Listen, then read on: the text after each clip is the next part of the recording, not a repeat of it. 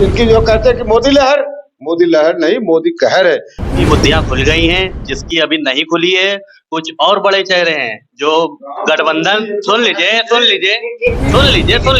अभी तो मैंने बोला ही नहीं है, अभी मैंने बोला ही नहीं है, अभी जरा सा मैंने बोला तो आपको इतनी दिक्कत हुई। अभी पूरा डिबेट बाकी है, परेशान मत होइए। अभी जो है बहुत बड़े बड़े चेहरे हैं जो भारतीय जनता पार्टी ही ज्वाइन करने वाले हैं।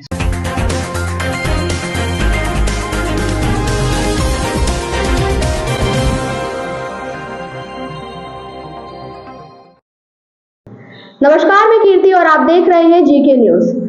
आज हमारे जीके न्यूज के स्टूडियो में 2024 के लोकसभा चुनाव को लेकर एक बड़ी चर्चा हुई, जिसमें आज का हमारा बड़ा सवाल यह था कि आगामी लोकसभा चुनाव में किसका बढ़ेगा मान, कौन होगा प्रधानमंत्री की गद्दी पर विराजमान।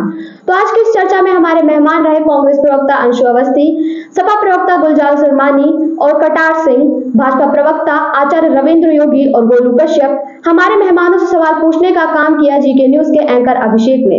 अभिषेक का पहला सवाल गंभीर था कि एक तरफ भाजपा अपनी शक्ति बढ़ाती जा रही है तो दूसरी तरफ महागठबंधन कमजोर पड़ता जा रहा है। यह सवाल करके अभिषेक ने गेंद अंशु अवस्थी के पाले में डाल दी। देखिए इस चर्चा में।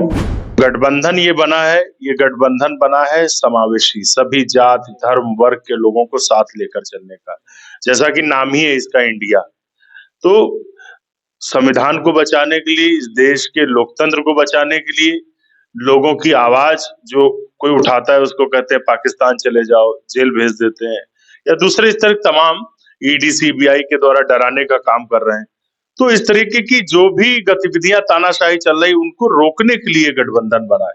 और बीजेपी के यहाँ आप देखिए, इंडिया गठबंधन के साथी जब बैठते हैं, पूरा मन सस्ता उस पर दिखता है कि हाँ ये अरविंद केजरीवाल हैं, मुख्यमंत्री हैं, ये अखिलेश यादव जी हैं, पूर्व मुख्यमंत्री रहे, ये दूसरे आप आइएगा, ये दूसरे कई राज्यों के बैठते हैं, स्टालिन है, ये तमिलनाडु के सीएम। बीजेपी की कोई आप एक ऐसी गठबंधन की, उनके एनडीए गठबंधन की बैठक बताइए जहां पर इस तरीके से लोग बैठे हो। बीजेपी का तो सुपड़ा साफ होने जा रहा है, क्योंकि 65% वोट भारतीय जनता पार्टी के खिलाफ। चलिए, मैं केजरीवाल में आपसे बाद में सवाल करूंगा। सर ने एक बहुत बड़ा सवाल उठाया कि बीजेपी का सुपड़ा साफ होने जा रहा है, और ये बहुत बड़ा स्टेटमेंट है।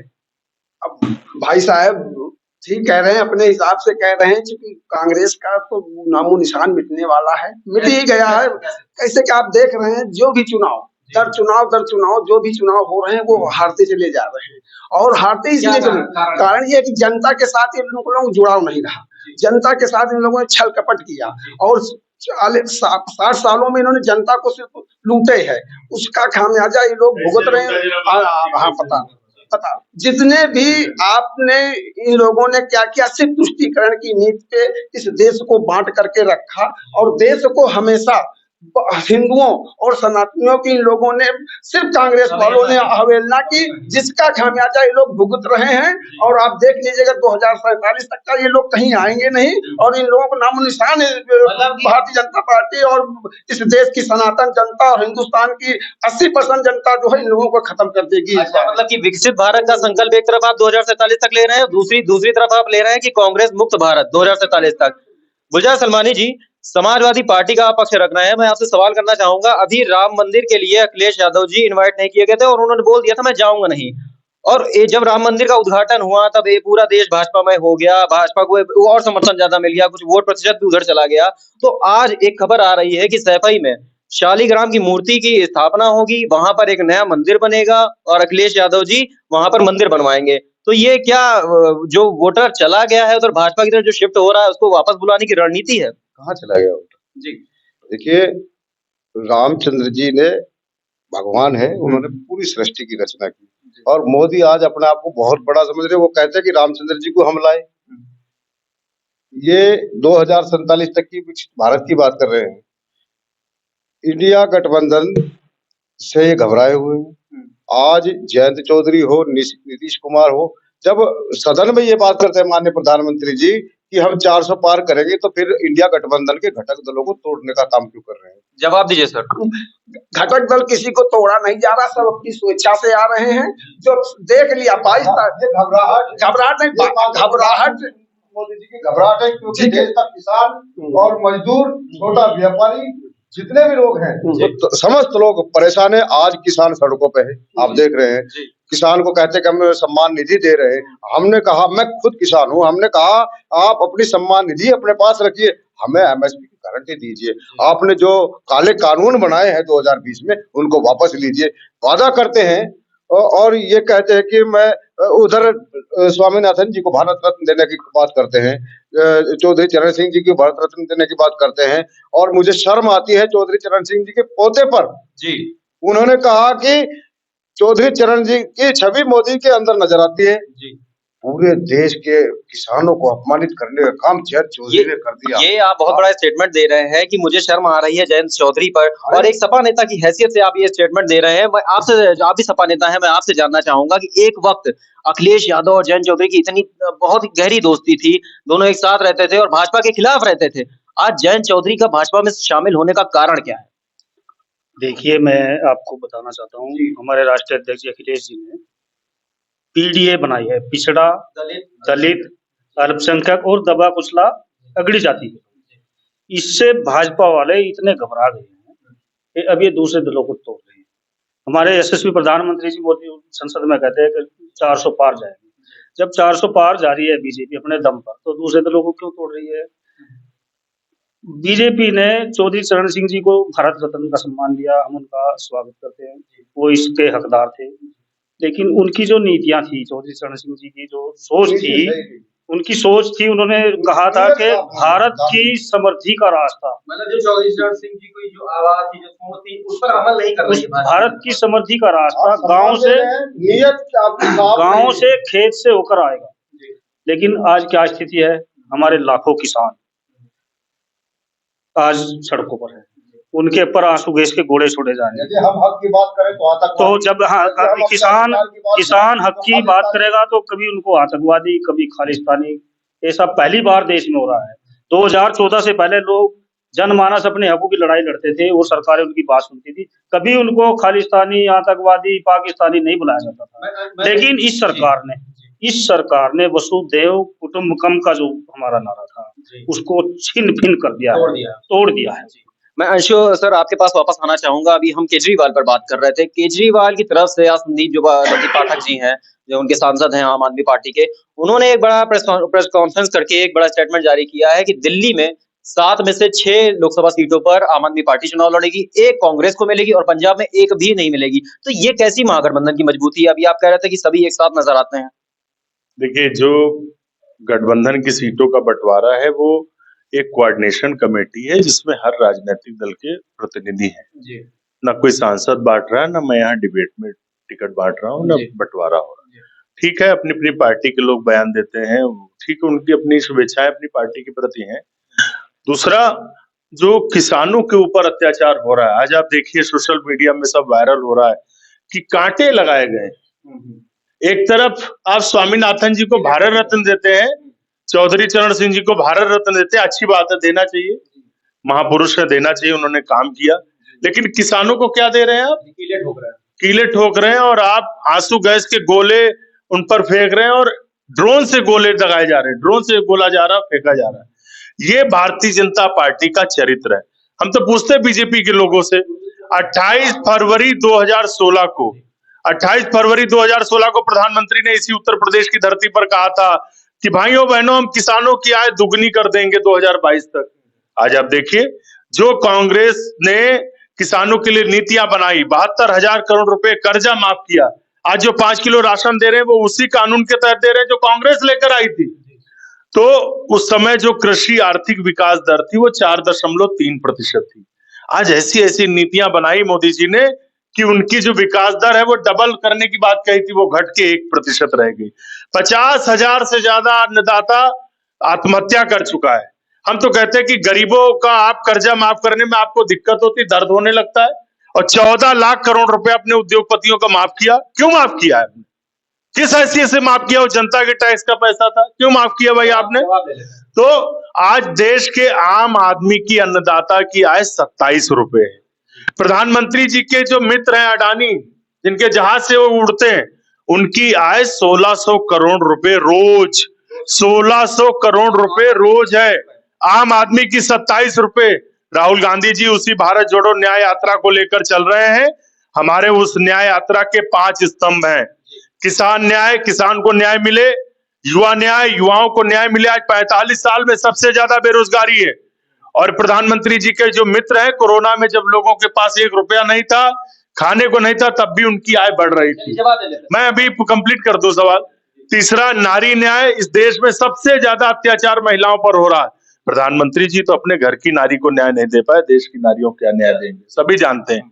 दूसरा, भागीदारी न्याय, आर्थिक न्याय, क्योंकि इतनी असमानता, एक तरफ 27 रुपए, एक तरफ 1600 करोड़ रुपए रोज, ये देश बना रहे हैं आप। ये अमृतकाल 2047 तक तो ये देश के आम आदमी कटोरा पकड़ा देंगे। दूसरा, छुट्टा जानवर क्यों घूम रहे हैं, इसके पीछे बड़ी रणनीति है भारतीय जनता पार्टी। हाँ, मैं पूछ ले रहा हूं ना, आज तक छुट्टा जानवरों पर कोई कार्रवाई क्यों नहीं हुई, कोई इंतजाम आपने क्यों नहीं किए, सिर्फ और सिर्फ जुमलेबाजी करते रहे। उसका कारण है कि आदमी को इतना परेशान कर दो, इतना परेशान कर दो कि वो जमीन और खेती का नाम लेना छोड़ दे, और वो अपनी जमीन फिर किसको दे दे, अपने अब मोडानी जो 1600 करोड़ रुपए पा रहे हैं। तो भाजपा के लोगों, दोगलापन बंद करो, आपका चरित्र सब जान चुके हैं, जनता जवाब देने जा रही। मैं फिर कह रहा हूं, 65% वोट इनके खिलाफ है, इनका सुपड़ा साफ होने जा रहा है। 65% वोट खिलाफ है। 2 सवाल निकल के आए, एक, जो किसान आंदोलित हो रहे हैं, किसानों के लिए आपने क्या किया? दूसरा सवाल ये, जो अभी कुछ दिन पहले मायावती जी ने अपने जन्मदिन पर भी उठाया था कि 80 करोड़ लोग, लगभग 80 करोड़ लोग इस देश में मुफ्त अनाज पर आश्रित हैं, तो इस देश के लिए किया क्या है आपने?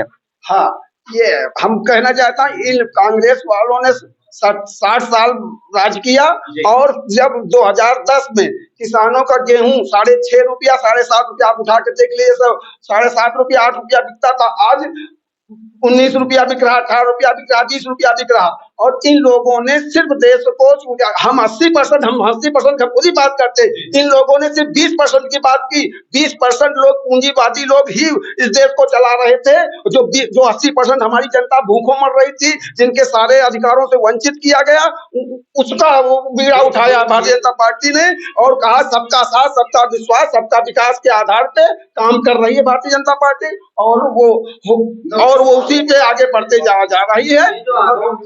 अगर ये देश को तोड़, हाँ, तो देश के तोड़ने 20% लोगों ने देश के ऊपर राज किया है, गरीबों के ऊपर 20% लोगों ने राज किया। आज हमारी भारतीय जनता पार्टी की सरकार 80% लोगों को अनाज दे रही है, उनके खाते में पैसा जा रहा है, उनके विकास की सारी योजनाएं चल रही हैं। हम 80% की बात करते हैं, 20% की बात करते हैं, हम 80%। एक और महत्वपूर्ण सवाल अंशु अवस्थी जी ने उठाया था, अभी वो हमारे बीच में नहीं है, उनको एक जरूरी बैठक में जाना था। अंशु अवस्थी जी, आपका बहुत बहुत धन्यवाद। अंशु अवस्थी जी ने एक बहुत बड़ा सवाल उठाया था अभी नारी को लेकर के, कि उन्होंने बहुत बड़ा आरोप लगाया प्रधानमंत्री नरेंद्र मोदी पे कि वो स्वयं के घर की नारी का सम्मान नहीं कर पाए, और देश की नारी का वो क्या सम्मान करेंगे। दूसरी तरफ परसों जो खबर आई थी राजस्थान से, बहुत ही बड़ी घटना थी वो, राजस्थान से बहुत ही दुखद घटना थी, वहां पे भी आपकी डबल इंजन की सरकार है, अभी नई बनी है। उत्तराखंड में जो अभी सर बात कर रहे हैं, जो कम्युनल वायलेंस फैल रहा है, ठीक है, वहां पे भी डबल इंजन की सरकार है। तो बीजेपी फेल कहाँ हो रही है? फेल नहीं हो रही है, बीजेपी हर जगह काम करे, चूंकि 60 सालों का, तो ये 60 सालों का जो आप कचरा कहिए, 1 दिन में, 10 दिन में, और महिलाओं का सम्मान पूरा हो रहा, महिलाओं का सम्मान महिलाओं के खाते में जा रहा है, महिलाओं को सम्मान दिया जा रहा है, बहन बेटियों को के लिए आवास दिए। जो बहन बेटियां गांव में लैट्रिन के लिए दिन भर बैठी रहती थी, आज उनके लिए लैट्रिन बनवाई गई, उनके लिए सुलभ शौचालय बनवाए गए, उनके लिए अनाज भी दिया गया, उनके खाते में पेंशन दी जा रही, सारी महिलाओं के लिए, और सारी महिलाओं में जा रही है। इन लोगों को मालूम नहीं, वहां जाकर धरातल पे देखिए, ये धरातल का ही है कि ये 2014 से लगातार, चाहे जिस पर कांग्रेस हो, चाहे सपा हो, चाहे, और सपा की तो कोई बातें नहीं, तो खत्म हो चुकी है, आप उसको देख लीजिएगा, वो तो सिर्फ मुलायम सिंह जी की विरासत को भी नहीं बचा पाए। आज वीरेंद्र तिवारी जी ने बहुत बड़ा स्टेटमेंट दिया है कि जो अखिलेश यादव जी हैं वो बचकानी बातें करते हैं, जबकि जो मुलायम सिंह यादव जी थे, उनके पिता बड़े गंभीर नेता हुआ करते थे, देश में उनको नेताजी कह के पुकारा जाता है। लेकिन अखिलेश यादव उनके पदचिन्हों पर चल नहीं पा रहे हैं, उनको पता नहीं क्या हो गया, और वो स्वयं अपनी पार्टी के अस्तित्व को खत्म करने का कारण बनेंगे। बौखलाहट है राष्ट्रीय अध्यक्ष अखिलेश यादव जी केवल इस उत्तर प्रदेश में विकास पुरुष बनकर उभरे हैं। तमाम दलित, पिछड़ा, अल्पसंख्यक, अपर कास्ट, पीडीए का मतलब उन्होंने निकाला है, पीडीए पिछड़ा, दलित, अल्पसंख्यक, ए का मतलब अल्पसंख्यक, ए से अपर कास्ट, आधी आबादी इन महिलाओं और बेटियों के लिए वो हमेशा संघर्ष करते हैं। समाजवादी पार्टी 44 से कहाँ पहुंची, जब बेईमानी से ईवीएम के धोखाधड़ी से इन्होंने सरकार बनाई। अगर ईमानदारी से ये ईवीएम को हटा कर चुनाव करा ले, सरकार पूर्ण बहुमत की हमारी बनने जा रही है। ये सिर्फ इनकी जो कहते हैं कि मोदी लहर नहीं, मोदी कहर है जनता पे। चाहे वो छोटा व्यापारी हो, दलित हो, पिछड़ा हो, महिला हो, हर व्यक्ति परेशान है। अभी भाई साहब एक बात कह रहे थे, सबका साथ सबका विकास। एक तरफ 80-20 की बात कर रहे थे, क्या आप 80 की बात करते, हम 80 की बात करते हैं, आप 20 की बात करते हैं, तो आप क्यों नहीं 100% की बात करते जब आप सबका साथ। ये लोग एक धर्म विशेष के प्रति नफरत पैदा करके इस देश को तोड़ना चाहते हैं। इंडिया गठबंधन इसीलिए बना है, वो इस भारत को मोहब्बत और भाईचारे के सूत्र में बांधेंगे, जिसमें माननीय अखिलेश यादव जी और राहुल गांधी जी लगे। वापस से मैं अपने पुराने सवाल पे आ जाता हूं कि जो महागठबंधन की मजबूती थी वो कम होती नजर आ रही है, और कांग्रेस और सपा की अभी भी उत्तर प्रदेश में बात बनती नहीं नजर आ रही है। कारण क्या है? देखिए, अब उत्तर प्रदेश क्या पूरे हर स्टेट में समय रहने पर सब कुछ आपको साफ नजर आएगा। कितना समय सर रहने की है समय? पीढ़ी पीछे भाग रही है। अच्छा। सीबीआई वाले पीछे भाग रहे हैं। अब आपको हम जब पत्ते खोल के आप ही के नेता खुद आप ही के नेता अखिलेश यादव जी जल्दबाजी कर रहे हैं पिछले 1 महीने से कि जल्दी सीट का बंटवारा हो, जल्दी हम रणनीति बनाएं। ये हो जाएगा, उसमें आपको घबराने की जरूरत नहीं। इन लोगों हम अपनी रणनीति क्यों बताएं आपको? हम अपनी रणनीति आपको नहीं बताएं। अखिलेश यादव जी बनाना चाह रहे हैं लेकिन कांग्रेस बनाने नहीं दे रही। मेरा सवाल ये है, ये सब मीडिया की फैलाई हुई बात है। कहीं कोई हमारे में पूरा, चाहे आम आदमी पार्टी हो, चाहे राहुल गांधी जी हो, चाहे स्टालिन साहब हो, अब ये सब लोग एक मंच पर हैं, कहीं भी कोई भी मनमुटाव नहीं। अच्छा, मैं आपसे जानना चाहूंगा कि जयंत चौधरी के ये जो बीजेपी ये सपा से निकले हैं, जो सपा गठबंधन से निकले हैं, इसके निकलने का मुख्य कारण क्या था? मुख्य कारण ये है स्वार्थ। जयंत चौधरी का स्वार्थ है और बीजेपी की हताशा है। भाई साहब ने बीजेपी के भाई साहब ने हमारे बताया, मैं इन्हीं मुद्दों पे बात रखना चाहता हूँ। तमाम दुनिया ने देखा है मणिपुर में हमारी बेटियों के बहन बेटियों के साथ में क्या हुआ है। तमाम दुनिया ने देखा है कि जंतर मंतर पे हमारी खिलाड़ी पहलवान बेटियों के साथ में क्या। यही कारण नहीं है कि राहुल गांधी जी ने अपनी आज भारत में जो है, आज भारत में बेरोजगारी चरम सीमा पे है। आज भारत भुखमरी के इंडेक्स पे कौन से स्थान पर है? क्यों पूरे देश को 80 करोड़ लोगों को 5 किलो अनाज पर जीना पड़ रहा है? आज ये महिला, किसान, युवा सब त्रस्त हैं बीजेपी की नीतियों से, और इसीलिए वो कभी नीतीश को तोड़ रहे हैं, कभी जयंत चौधरी को तोड़ रहे हैं। उनको विश्वास ही नहीं रहा अपने पे। आचार्य जी को भी कहीं किसी बैठक में जाना था जिसकी वजह से वो चले गए हैं, लेकिन कटार सिंह जी ने जो आरोप लगाया भारतीय जनता पार्टी में, वो ये है कि विपक्ष भी लगातार ये आरोप लगा रहा है भारतीय जनता पार्टी पे कि भारतीय जनता पार्टी डर गई है और इसीलिए वो नीतीश को तोड़ रही है, वो जयंत को तोड़ रही है। कारण क्या है? देखिए, सबसे पहले मैं आपके चैनल के माध्यम से मैं माफी चाहूंगा कि गोलू कश्यप जी महानगर भाजपा प्रवक्ता हैं और ये हमारे साथ इस समय मौजूद हैं। तो गोलू जी, आप भाजपा का पक्ष रखेंगे? जी, जवाब दीजिए। देखिए, मैं आपके चैनल के माध्यम से मैं बता देना चाहता हूँ, जैसे कि आपने बोला कि गठबंधन इनका जो है, वो पहली चीज तो मैं बता दूं, क्लियर कर दूं आपकी जनता को कि गठबंधन नहीं, वो ठगबंधन है। पहली चीज। दूसरी चीज जो आप बता रहे, गठबंधन तोड़ के भारतीय जनता पार्टी सबको जो है अपने संगठन में कर रही है, ऐसा कुछ भी नहीं है। 22 तारीख को जन्मभूमि का उद्घाटन हुआ था, सबकी बुद्धियां खुल गई हैं, जिसकी अभी नहीं खुली है कुछ और बड़े चेहरे हैं जो गठबंधन। सुन लीजिए, अभी तो मैंने बोला ही नहीं है, अभी मैंने बोला ही नहीं है, अभी जरा सा मैंने बोला तो आपको इतनी दिक्कत हुई। अभी पूरा डिबेट बाकी है, परेशान मत होइए। अभी जो है बहुत बड़े बड़े चेहरे हैं जो भारतीय जनता पार्टी ज्वाइन करने वाले हैं। अभी 400 पार का नारा माननीय प्रधानमंत्री जी ने लगाया, तो भाई साहब शायद भूल गए कि खड़गे जी ने भी उतने बोला कि अब की बार भाजपा 400 पार। और कुल मिला के खड़गे जी भी चाह रहे हैं भारतीय जनता पार्टी ज्वाइन करना, पता है आपको? वो अपनी जगह बना रहे हैं और भारतीय जनता पार्टी जो है उनको पूरा सहयोग है। हम लोग का देखिए, हम लोग का नारा सबका साथ, सबका विकास, सबका विश्वास। आपने कल कहते थे कि मैं चवन्नी नहीं जो बदल जाऊंगा, मैं आत्महत्या कर लूंगा, देश में मर जाऊंगा, लेकिन भारतीय जनता पार्टी बने जाऊंगा। ऐसे विचार विहीन नेता, ऐसे सड़क छाप नेताओं को भारतीय जनता पार्टी अपने साथ लेने का काम कर रही। जनता सब देख रही है, इनको करारा जवाब देने जा रही है। और ऐसे चवन्नी छाप को भी, ऐसे मरने मिटने वाले लोगों को भी, इन जुमलेबाजों को और इन पलटू राम जैसों को जनता सोपड़ा साफ करेगी। साथ साथ में आदरणीय मोदी जी भी झोला उठाएंगे और विदेश अच्छा, विदेश से याद आया और आपने आते ही राम मंदिर का मुद्दा उठाया। मंदिर पे आपने बात की। आज एक और खबर आ रही है कि प्रधानमंत्री नरेंद्र मोदी आज सऊदी अरब निकल गए हैं। वहां पर जो भव्य मंदिर बन रहा है उसका उद्घाटन करने के लिए, जो पिछले दिनों से मंदिर चल रहा था, एक और मंदिर का उद्घाटन वो भी एक इस्लामिक देश में। तो ये तो एक पहली बार हो रहा है जो किसी प्रधानमंत्री ने, जो कोई प्रधानमंत्री कर रहा है देश का। ये तो जो है मोदी है तो मुमकिन है। अभी तो इन लोग को जो है शर्म नहीं आती है, चुल्लू और पानी में इन लोग को डूब मरना चाहिए। जो आज एक राम जी पे चरण पे सवाल उठाते थे, एक कांग्रेस के आपके प्रवक्ता थे, वो भाई साहब है नहीं वरना मैं उनसे सवाल पूछता कि आपके कपिल सिब्बल जी थे, सोनिया गांधी जी थी, वो बोलती थी राम एक काल्पनिक है, राम जी एक काल्पनिक है, उनके जन्म हुए, उनका एक मांगती थी कि कहाँ वो पैदा हुए हैं, उनको तो शर्म आनी चाहिए।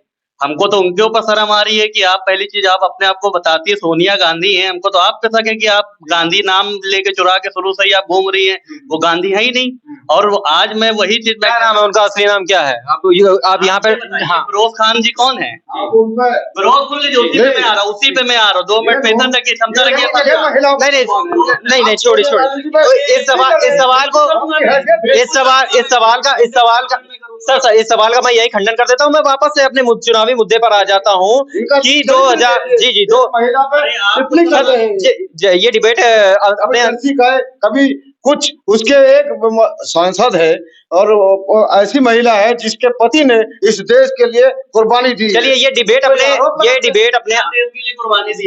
गोलू जी ये डिबेट अपने अंतिम, ये सलमानी जी आखिरी सवाल, चल सलमानी जी, एक गंभीर सवाल है मेरा। लेकर आज तक आजादी, ये बताइए गांधी खानदान में किस अंग्रेज ने अंग्रेजों को गोली से मारा है, बताइए गांधी खानदान में। चलिए सलमानी जी, पर्सनल नहीं होते हैं। गोलू जी, इस पे हम बात करेंगे, इस पे हम कल बात कर सकते हैं। मैं आपको ये बताना चाहूंगा कि डिबेट अपने अंतिम पड़ाव में पहुंच चुकी है और मैं आखिरी सवाल मैं गोलू जी से ही करना चाहूंगा क्योंकि अंत में आए हैं और इनसे सवाल पूरे विपक्ष का है, पूरे देश का है कि लगातार ये भाजपा पर आरोप लग रहा है कि यहाँ पर रोजगार नहीं मिला और लगातार पेपर लीक हो रहे हैं और विकास के मुद्दे पर भाजपा कमजोर होती दिख रही है। तो क्या 2024 में बढ़ेगा मान? क्या प्रधानमंत्री नरेंद्र मोदी फिर से होंगे गद्दी पे विराजमान? 110% होंगे, टंके की चोट पे होंगे। और माननीय प्रधानमंत्री जी के लिए कोई विकल्प ना था, ना विकल्प कोई है। माननीय राहुल गांधी जी लेके निकले हैं न्याय यात्रा, उससे पहले लेके आए थे भारत जोड़ो यात्रा। उनको खुद को नहीं पता भारत तोड़ा किसने, वो भारत जोड़ो यात्रा निकाल दी। 2024 में प्रधानमंत्री कौन? मैं आपको एक बात बताना चाहता हूँ। जैसे कर्नाटक में हनुमान जी ने इनको गदा लेके भगा दिया बीजेपी वालों ने, भगवान राम इतने नाराज हैं इनसे, भगवान राम जी ने बता दिया इनको खुद भी महसूस हो गया, 3 दिन में मुद्दा गायब हो गया। भगवान राम इतने नाराज हैं, इनकी 0/0 आएगी अब की बार मोदी सरकार देश से। तो उत्तर प्रदेश से 80 में गायब, जो अखिलेश यादव जी ने अभी आज स्टेटमेंट दिया है। हम 80 जीतेंगे जी, बीजेपी हार। मतलब कि जल्दी से 1 लाइन 2 लाइन में मैं आंसर चाहता हूँ कि 2024 में कौन प्रधानमंत्री बनेगा गठबंधन की सरकार में और क्यों बनेगा? महागठबंधन में बहुत सारे प्रधानमंत्री के दावेदार है, समय आएगा तो आपको खुद मालूम पड़ जाएगा। जी। बड़े बड़े अखिलेश यादव भी बन सकते हैं, केजरीवाल जी बन सकते हैं, स्टालिन बन सकते हैं, बहुत बड़े चेहरे। इनके पास क्या है, एक चेहरा है, वो भी झूठा, बस और कुछ नहीं। क्या कहेंगे? कहते हैं जो जलता है उसे जलने दो, ये जलजला नहीं रुकने देंगे, वो देश नहीं झुकने देगा, हम उसे नहीं झुकने देंगे। अब की बार भाजपा 450 पार टंके की चोट पे, जो देश नहीं झुकने देगा हम उसे नहीं झुकने देंगे। तो ये भाजपा के जो समर्थक है, जो भाजपा के नेता है, उनका यह कहना है कि हम मोदी जी को झुकने नहीं देंगे और अब की बार 450 पार, 400 भी नहीं 450 पार। तो ये बड़े बड़े वादे, बड़े बड़े दावे किए जा रहे हैं और हमें इंतजार रहेगा 2024 के वोटिंग का और उसके बाद आने वाले नतीजों का कि इस बार क्या तीसरी बार फिर से मोदी सरकार। आप देखते रहिए जीके न्यूज। खबर पसंद आई हो तो इसको शेयर कीजिए, लाइक कीजिए, कमेंट में बताइए कि आपको किसकी सरकार देखनी है, महागठबंधन की या फिर भारतीय जनता पार्टी की। कैमरा पर्सन कीर्ति गुप्ता के साथ मैं अभिषेक श्रीवास्तव, जीके न्यूज।